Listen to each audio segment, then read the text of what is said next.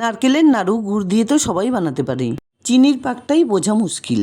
চিনি দিয়ে নারকেলের নাড়ু বানাতে গেলে যাদের সমস্যা হয় তাদের জন্য আমার আজকের এই রেসিপি। আজকাল কিন্তু নারকেল ট্রেন্ডিংয়ে চলছে। বাজার থেকে দুটো নারকেল 120 টাকা দিয়ে আনার পর ভালোভাবে ধুয়ে একটা নারকেল ফাটিয়ে নিলাম। নমস্কার বন্ধুরা, আমার আজকের রেসিপি নারকেলের সন্দেশ। নারকেলটা ফাটিয়ে নেবার পর জলটা আলাদা করে রেখে নারকেল কুড়ুনি দিয়ে নারকেল কোড়াতে কিন্তু অনেকেরই সমস্যা হতে পারে। সেক্ষেত্রে এভাবে নারকেলটাকে আলতো করে ছুরি দিয়ে কেটে কেটে পেছনের খোসাটা খুব সুন্দর করে ছাড়িয়ে নিতে হবে। তারপর সেই টুকরোগুলোকে একটা মিক্সার গ্রাইন্ডারে তুলে 2-3 বার ঘুরিয়ে ঘুরিয়ে গ্রেট করে নিলেও নারকেল কোড়ানো হয়ে যাবে। তবে এটা অবশ্যই যার যার নিজস্ব পছন্দ। আমি একটা হাতুড়ে মার্কা কুড়ুনি দিয়ে খুব সুন্দর করে নারকেলটাকে কুড়িয়ে নিচ্ছি। তবে যত যাই হোক, মিক্সার গ্রাইন্ডারের থেকে কুড়ুনি দিয়ে কুড়িয়ে নিলে নারকেলের নাড়ু বা সন্দেশ খেতে খুব ভালো লাগে। এখানে দেখো সমস্ত নারকেলটা খুব সুন্দরভাবে কুড়িয়ে নেওয়া হয়ে গেছে। এবার একটা বড় মালসাতে সমস্ত নারকেল কোড়াটা আমি ঢেলে নিলাম। যেটা আমি জানি একটা বড় সাইজের নারকেলের জন্য 250 গ্রাম চিনি দরকার হয়, সেখানে এই নারকেলটা কিন্তু মিডিয়াম সাইজের, সেই জন্য আমি 200 গ্রাম চিনি মিশিয়ে দিলাম। আর এর সঙ্গেই নারকেলের জলটা দিয়ে খুব ভালোভাবে নারকেল কোড়াগুলোকে চটকে নিতে হবে।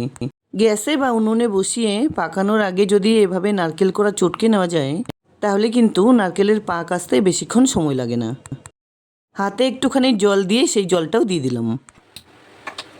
এবার গ্যাস অন করে গ্যাসের ফ্লেমটাকে লো টু মিডিয়ামে রেখে কন্টিনিউ এভাবে নাড়াচাড়া করে 3-4 মিনিট ধরে জাল করে নিতে হবে। 2-3 মিনিটের মধ্যেই চিনিটা কিন্তু খুব সুন্দরভাবে গলে গেছে। নারকেল কোড়া পাক দেওয়ার সময় অবশ্যই খেয়াল রাখতে হবে যাতে গ্যাসের ফ্লেমটা লোতে থাকে, তা না হলে কিন্তু চিনি বা গুড় মেশানোর জন্য চট করে এটা লেগে যাবে।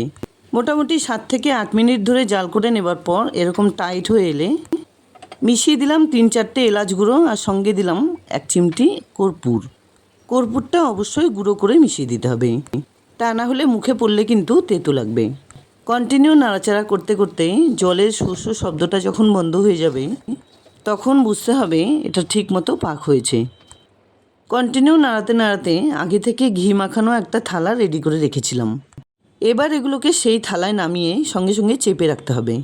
এখানে দেখো নারকেলের সন্দেশ বানানোর জন্য 2টো ছাঁচ নিয়েছি। এর মধ্যে থেকে যেটা পছন্দ সেটা নিয়ে একটু ঘি মাখিয়ে পরিমাণ মতো নারকেলের মিশ্রণ তুলে নিয়ে গোল করে এর ঠিক মাঝখানে দিয়ে এভাবে চেপে নিতে হবে। খুব ভালোভাবে চারদিকে চেপে চেপে একটা করে সন্দেশ বানিয়ে নিতে হবে। দেখো কি সুন্দরভাবে একটা সন্দেশ বানিয়ে নেওয়া হয়ে গেল। ঠিক একইভাবে বারবার করে ঘি লাগিয়ে গরম গরম অবস্থাতেই সন্দেশগুলো বানিয়ে নিতে হবে। যদি নারকেলের ছাঁচ না থাকে সেক্ষেত্রে কিন্তু গোল গোল করে পাকিয়ে গরম অবস্থাতেই নাড়ু বানিয়ে নিতে হবে। এরকম সাদা ধবধবে সন্দেশ বানানোর জন্য নারকেল কোড়ানোর সময় যদি 2-1টা কালচে দানা বেরোয় সেগুলো কিন্তু খুব সাবধানে তুলে ফেলে দিতে হবে। যাই হোক, লক্ষ্মী পুজো স্পেশাল ধবধবে সাদা নারকেলের সন্দেশ রেসিপি কিন্তু একদম রেডি।